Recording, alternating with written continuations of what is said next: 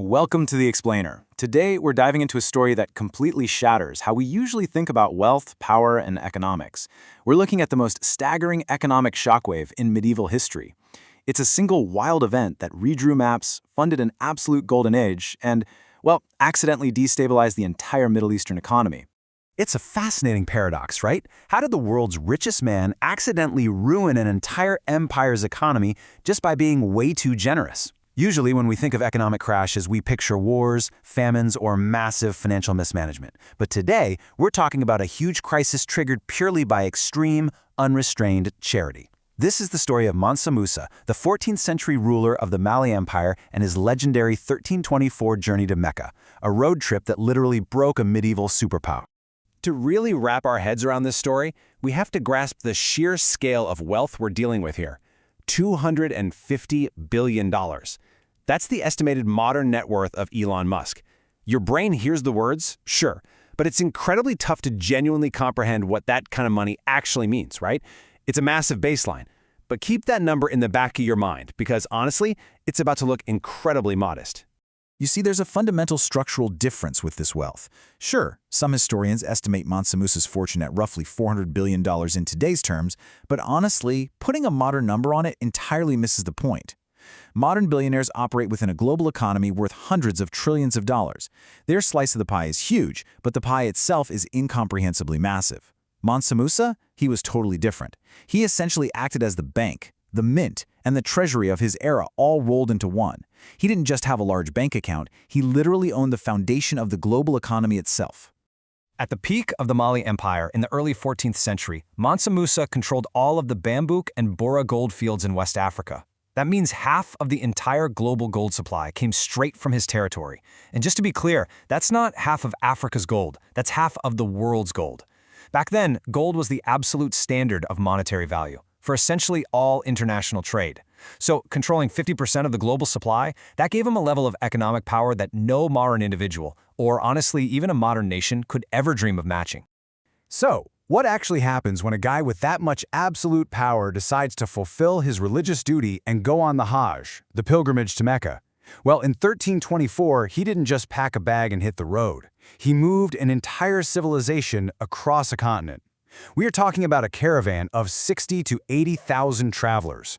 Among them were 12,000 enslaved attendants, all draped in fine Persian silk. Ahead of Mansa Musa marched an honor guard of 500 people, and get this, each one carried a solid gold staff weighing roughly 6 pounds. All of this trekking across a staggering 6,000-kilometer journey right through the Sahara Desert. 30,000 pounds. That is the estimated weight of just the gold dust Mansa Musa brought with him, hauled by a train of 80 to 100 camels. And remember, that was just the baggage train to cover general expenses and gifts. That's on top of the thousands of pounds of gold being carried ceremonially by the guards. He was sustaining tens of thousands of people for months on end, traveling through some of the most unforgiving terrain on Earth, and he was footing the bill with absolute ease. Eventually, this massive, miles-long procession rolls up to Egypt. Now, setting the scene here is super important. Cairo was the incredibly wealthy capital of the Mamluk Sultanate. It was a massive, highly sophisticated center of Islamic culture and commerce. Trust me, Cairo had seen powerful rulers, important foreign dignitaries, and insanely wealthy merchants before. Cairo was absolutely not a place that was easily impressed by anybody. I mean, they considered themselves the center of the world. But as it turns out, Cairo was impressed. Actually, scratch that. They were completely unprepared. An Arab historian who actually recorded the event noted that the sheer scale of the retinue and the blinding, ridiculous quantity of gold on open display created a kind of sensory overload in those who witnessed it. The Sultan's court was absolutely floored. It was an organizational and financial flex way beyond anything the Egyptians had ever encountered. So here is the absolutely crucial question. What happens when you give away too much gold? Because during his stay in Cairo, Mansa Musa just kept giving. He gave to the Sultan, to the court officials, to random scholars, and to the poorest folks in the streets. He endowed mosques and bought up local goods at prices way, way above market value. He was basically handing out solid gold like it was spare pocket change. As a display of charity, which is a major social virtue in Islamic tradition, it was spectacular. But economically? Oh, it was a total disaster. Let's break down exactly why this was so catastrophic. It all comes down to a concept we're pretty familiar with today, inflation.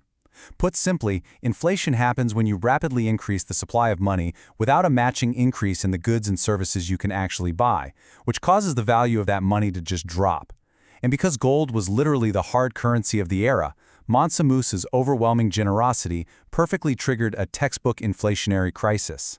Here's exactly how the Cairo crash went down. Step 1. An unprecedented, massive wave of gold floods the local market in just a matter of weeks. Step 2. Suddenly, there's this enormous excess of money competing to buy the exact same limited amount of food, cloth, and supplies in Cairo. Step 3. The actual value of gold absolutely plummets. Because everyone suddenly has it, it's just not scarce anymore. And Step 4. This totally obliterates the existing price structures for the merchants. The prices of basic everyday goods skyrocket, and the merchant's standard of value becomes basically worthless overnight. And the crazy part? This economic collision didn't just stay local. The shockwave rippled out across the entire region. In Cairo, as we just covered, you had severe inflation and skyrocketing prices. But over in North Africa, entire trade networks were thrown into absolute chaos because gold was their fixed, reliable medium of exchange. When the value of gold broke, centuries-old exchange rates, trade contracts, and debts were rendered entirely meaningless overnight. And across the Middle East, merchants who dealt in gold suddenly woke up to find their life's inventories were just a fraction of what they had been a few months prior. Just by being wildly generous, Mansa Musa completely derailed the commercial landscape of the medieval world.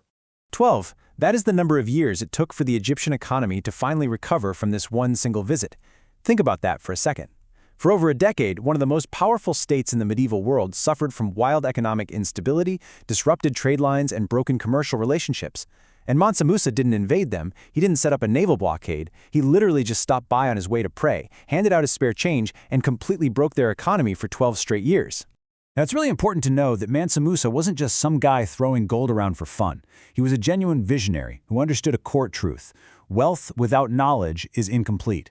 So, while the Middle East was reeling from his economic shockwave, he was busy recruiting. He used his immense wealth to headhunt top-tier scholars, poets, and architects, inviting them all back to Mali. The most famous catch was Abu Ishaq el-Sahili, an architect from Andalusia. Legend has it Musa gave him a welcome gift of 200 kilograms of gold just for agreeing to make the trip down to West Africa. This aggressive recruitment drive sparked what we now call the Golden Age of Mali. Al-Sahili helped pioneer an incredible architectural transformation, establishing the iconic mud brick and timber style that gave us the Great Mosque of Djenné, which, by the way, is still the largest mud brick building in the world today. Meanwhile, Timbuktu absolutely exploded into a massive global university hub. At its peak, the Sandcourt Mosque hosted an estimated 180,000 students. Thanks to the networking done during the Hajj, foreign investment poured into Mali. The empire transformed into a brilliant beacon of culture and global scholarship. The legacy of this one single road trip echoed for decades. Let's look at the timeline here. In 1324, we see Musa's arrival and the instant economic crash. It takes all the way until 1336 for Egypt to finally bounce back. Mansa Musa dies shortly after, right around 1337. But the impact of his, let's call it a massive personal branding exercise, reverberated well past his own lifetime.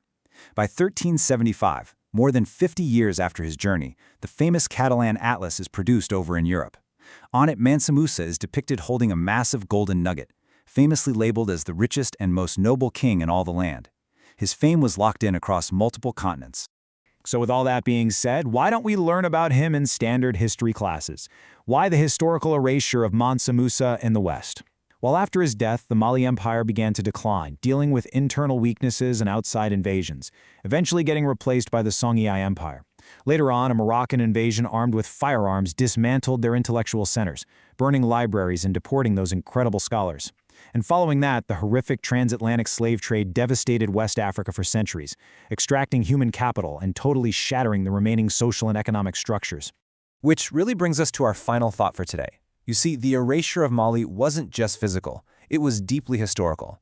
The Western tradition largely left Mansa Musa out of the books because an African superpower controlling the global gold supply just didn't fit the dominant Eurocentric narrative of world civilization. So I want to leave you with this question to chew on. Why did the world forget the man whose charity was so vast it literally broke an empire?